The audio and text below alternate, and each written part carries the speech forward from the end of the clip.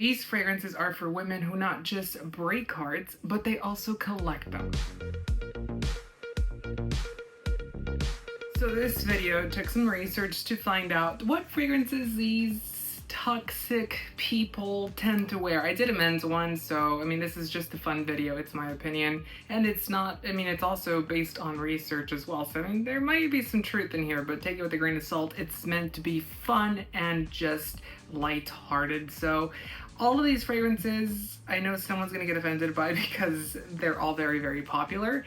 They're all fragrances that everyone knows about, everyone loves, and I can't tell you how many times I've run across a TikTok, a Facebook reel, an Instagram reel, a YouTube shorts, or even a YouTube video about these fragrances. I mean, if they do fragrance content, they have talked about them, they have them in their collection, on their shelf in the background, so let's get right into it. First and foremost, I have in the number 8 spot, so it's 8 of them total, it is going to be Burberry Her the Eau de Parfum. Now, this fragrance is, I would say, new. It's been around for a few years at this point. This is a fragrance that Francis Kurkdjian did for the House of Burberry before he got put in his position at Christian Dior. Now, in my opinion, humble opinion, is that this fragrance smells very, very similar to Baccarat Rouge. It's more of a light version of Baccarat Rouge, kind of like a Diet Pepsi, if you will. So just because of that, I mean, this could be a Baccarat Rouge 2.0 situation here, but this fragrance is for the girl that loves strawberry lip gloss and will text you, hey, after months or weeks of not texting you or having any communication with you and just acting like everything's normal and nothing has happened since then. Go longer, you can last more rounds, and when we're done, I don't wanna feel my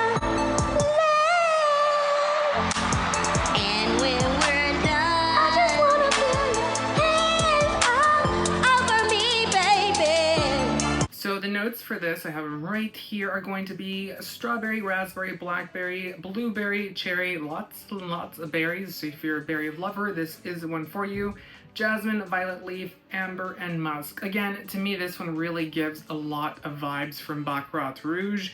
Yes, it's more on the fruity berry side, but I mean, if you really were to smell them blindly side by side and not know which one is which, I think you could confuse them both because their blueprint is identical essentially. So number 7 is Valentino's Born in Roma. Now this one, you could say the entire Born in Roma collection really. Now there is one thing about this fragrance that I have to say, and it may it may come off a little harsh. So this fragrance is for that girl, and I have seen this. So this is something that came up in research, just so you do know, but I actually have seen this in person. Valentino Born in Roma is for that girl that has great energy, great personality, but a resting bitch face. Now, this is not exclusive to women, so don't think I'm saying that. It's exclusive to anyone, because I also have it.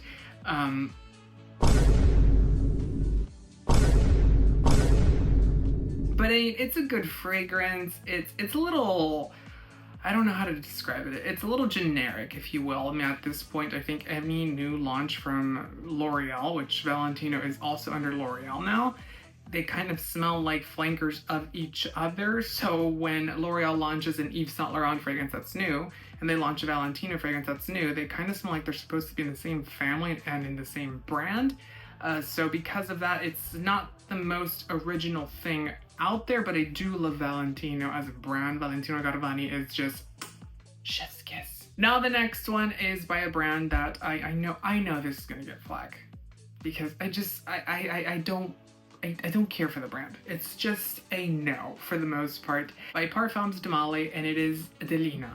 This is probably for all the Delina collections, so Delina exclusive. This is why I don't review these, because they're overly delicate designer scents for the price point of a niche creative scent. But this is for that super like girl that's into fitness, if you will. Cindy, this bitch is messing up my floor. Get up, you little ugly bitch. Come on, let me see what you got. And you know, she's really into her niche fragrances. She has just discovered TikTok for the first time, and now she's on a kick of buying all of the Delina collection.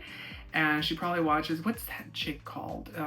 Blonde, it's Fragrance Blondie or something. No, that's Carb Blondie. I don't know what her name is, but she talks about this fragrance like literally in every video. And because of that, this one itself, I think is just, it's a no. In the number 5 spot, I have one from Francis Kurkdjian, and this is gonna be Baccarat Rouge 540. This fragrance, there is a love-hate story with this fragrance. The fragrance itself is actually fairly good. I know it's considered to be unisex in some aspects or to some people. It is mainly marketed towards a female audience, but I remember when this was launched, I was working for Christian Dior and I was in Chicago, out of all places, and I was at the Neiman Marcus on Michigan Avenue. And I remember that this was an exclusive to Neiman Marcus, the store. Not that store in particular, but Neiman Marcus as a chain of stores. And it was a collaboration with obviously Baccarat, which is a glass or crystal making company. And 540 is because of the temperature that it takes to make the crystal for Baccarat. I thought it was fabulous then. I thought it was fantastic, groundbreaking. It had longevity, it had projection, stay power. I mean, I sprayed one of my suits with this fragrance and months later I could still smell it. That's not the case anymore. It has been bought by LVMH. It was purchased, I think, around that time whenever I was working for Dior. And you can go to Walgreens probably and find a dupe for this. So because of that, it's a no. This is probably the toxic girl that likes to do her nails every week and drives a Nissan Altima or a Nissan Rogue. Any Nissan car, really. Number 4 is by the House of Kilian. Now this one, I do know it's popular, but it has kind of died down in momentum. I feel like the entire Kilian brand kind of had this huge influx of popularity and then it kind of just dissipated. But this is Love Don't Be Shy. Now, this is a marshmallow scent. It's nice, it's cute, it's kind of old lady too at the same time. It doesn't know what it wants to be. It doesn't know if it wants to be young and fresh or old and sophisticated. It's having a midlife crisis. And this is for the girl that is having a midlife crisis. So if you are one of them, then this is the one for you. It is nice. I do love Kilian. I do think that they have better scents than this one. But overall, I do think that the ones that come in the white bottle, for the most part, are a little disappointing, in my humble opinion, because it's Kilian, just the longevity sucks. Oh! I mean, it's even worse. That it's one of the worst wearing fragrance houses. You really have to do a lot of work to make it last long, and that is in the white bottles, in the blue bottles, in the red bottles, any bottle really. They suck at wear times. Oh, scandalous! Number 3 is by the House of Tom Ford. Now, I don't get this one. It is fucking fabulous. This one I've seen worn more by men, so I'm not sure. Whenever doing research, it did pop up as one of the ones that was supposed to give a scandalous approach to a female. And this one itself, I don't really see that for it because, again, I see it worn more by men. It is a leather scent. It is very, very nice. It is obviously overpriced, and the name was the reason why they were able to get away with the price, because at the time there were no cuss words on any fragrance bottle for that matter, at least not in the mainstream. I'm not saying that that has never happened, but mainstream, you know, a brand like Tom Ford was positioned at that point. It was quite controversial.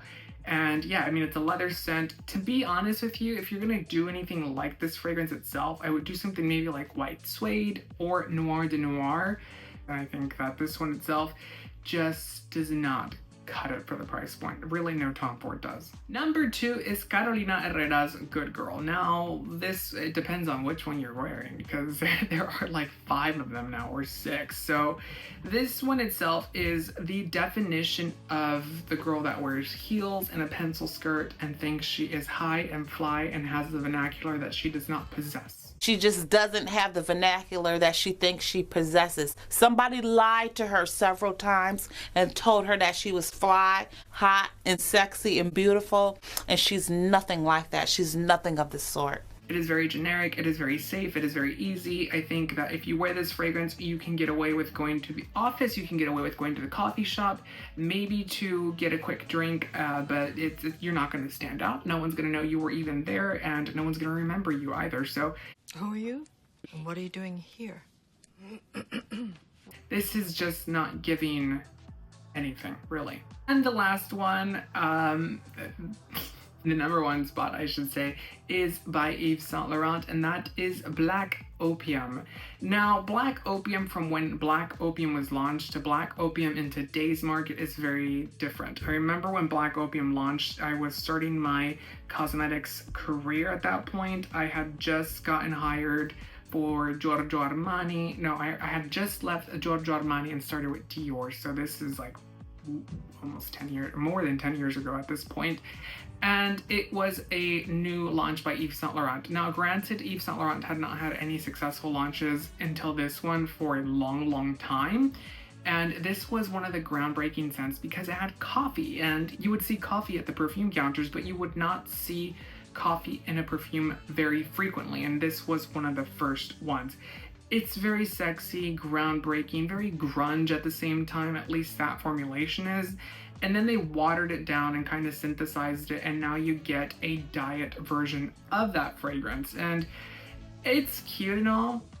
It's giving the perfectionist type of girl, but it's really that girl that wants to like be extra cool, but she's not, no matter how much she tries. The most asked question I get is, how are you so beautiful? Are you sure? Are you sure that's a question that you get? She's trying to be someone she's not. That's what Yves Saint Laurent Black Opium does give. Not a bad fragrance. If you can get an older formulation, I would definitely recommend that over the newer ones. And there are a ton of new flankers with this one as well. It does not wear very well, but it doesn't wear bad either compared to, like, for example, Kilian. That one sucks when it comes to wear time. So what do you think of these fragrances? Again, don't take any offense to it. It's supposed to be fun. It's supposed to be light. It's supposed to be just walk a mile in these Louboutins. Silly, really. I mean, that's what this is all about. They're just smelly juices that we all love to collect. And yeah, I mean, some of these you may own, and if you do, more power to you. You know, wear them with pride and confidence and get out there and be basic. Don't forget to let me know what you think about this fragrance list down below. Don't forget to give the video a thumbs up and subscribe for more fragrance related content. Until next time, take care.